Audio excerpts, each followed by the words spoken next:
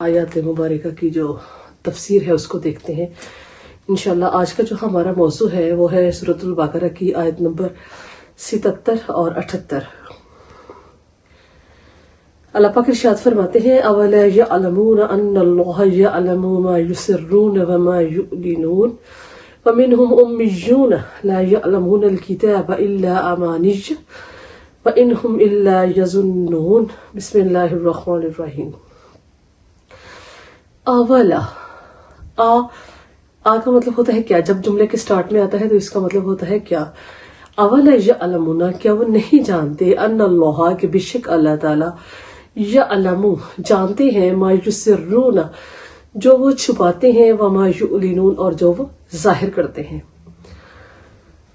ومنہم اور ان میں سے امیون، امی کہتے ہیں ان پڑھ کو، امیون ان پڑھ ہے، لا یعلمون الکتاب نہیں جانتے کتاب کو، الا امانیہ مگر صرف زبانی پڑھنا، وانہم الا یظنون مگر ان کے پاس نہیں ہے سوائے گمان کے یا آرزوؤں کے۔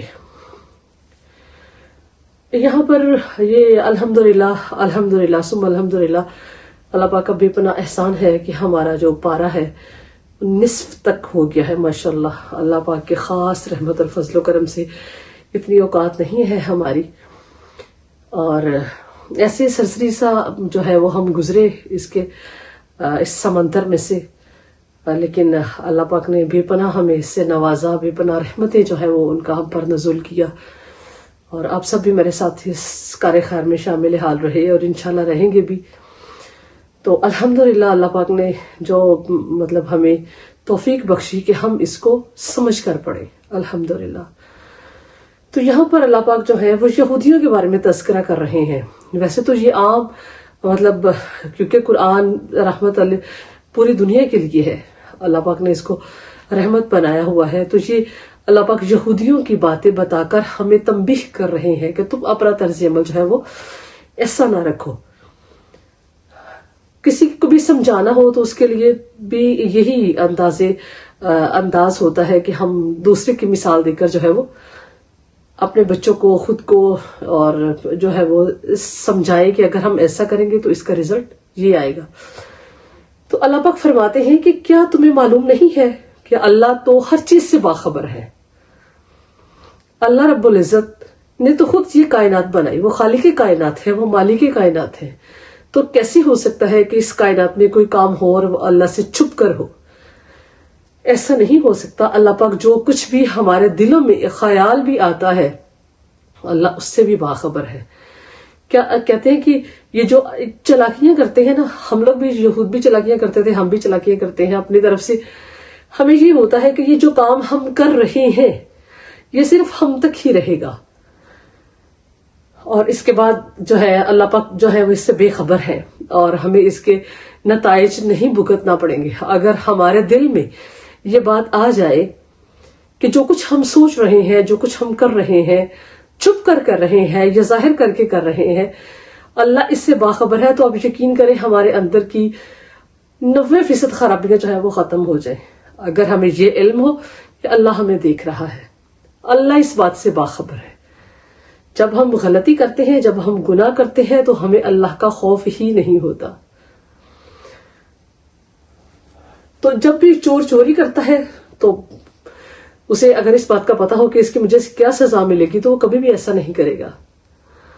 کس کا جی چاہتا ہے جان بوجھ کر کوئی بھی ان کے ایسا مسلمان جس نے صرف کلمہ گو مسلمان ہو اور اس کا باقی طرز عمل جو ہے وہ مسلمانوں جیسا نہ ہو، وہ بھی یہی چاہتا ہے کہ میں جنت میں جاؤں، اللہ جو ہے وہ میرے گناہ معاف کر دے۔ اللہ جو ہے وہ نہیں جانتے کہ میں دنیا میں کیا کرتا رہا، نعوذ باللہ من ذالک۔ اللہ جو ہے وہ ہمارے دل میں جو خیالات آتے ہیں ان سے بھی باخبر ہے۔ سبحان اللہ، اللہ کی تو کیا ہی بات ہے۔ اللہ رب العزت خالق کائنات ہے، مالک کائنات ہے، مالک روز جزا ہے۔ ہر اچھے برے عمل جو ہم کرتے ہیں اللہ سب سے باخبر ہے۔ اس لیے اللہ کے بارے میں جو ہے وہ اس بات، یہ عقیدہ جو ہے یہ ہمارا درست ہونا چاہیے کہ اللہ جو ہے وہ ہر چیز سے باخبر ہے، پوشیدہ چیزوں سے بھی باخبر ہے اور ظاہری چیزوں سے بھی باخبر ہے۔ یہود جو تھے وہ یہ جانتے بوجھتے جو ہے وہ اس بات سے مطلب اس بات کو جو ہے وہ اگنور کر رہے تھے کہ اللہ جو ہے یہ ہماری حرکتوں سے باخبر نہیں ہے. اللہ پاک کہتے ہیں وَمِنْهُمْ، اور ان میں سے امیون ان پڑھ ہے، لا یعلمون الکتاب. یہاں پہ کتاب سے مراد قرآن پاک نہیں تورات ہے. کہتے ہیں تورات ان میں سے امی لوگ ہیں لا یعلمون الکتاب، وہ تورات کو نہیں جانتے. ان کے ہر بندہ تو عالم نہیں ہوتا، ہر بندہ سمجھ کے نہیں پڑھتا، ہر بندہ اس پہ تحقیق نہیں کرتا. تو اللہ پاک کہتے ہیں الا امانیہ، مگر انہوں نے پڑھا ہے صرف اس کو زبانی پڑھنا، جیسے کہ ہم پڑھتے ہیں اندھوں کی طرح بغیر سوچے سمجھے. تو یہود میں سے بھی لوگوں کا یہی طرز عمل تھا کہ وہ تورات کو ایسے پڑھتے تھے جیسے ہم قرآن مجید کے ساتھ سلوک ہے ہمارا، کہ ہم اس کو صرف ثواب کی نیت سے پڑھتے ہیں، ہدایت کی نیت سے نہیں پڑھتے. تو پھر کیا تھا، اس کا رزلٹ کیا تھا، وَإِنْهُمْ إِلَّا يَظُنُّونَ.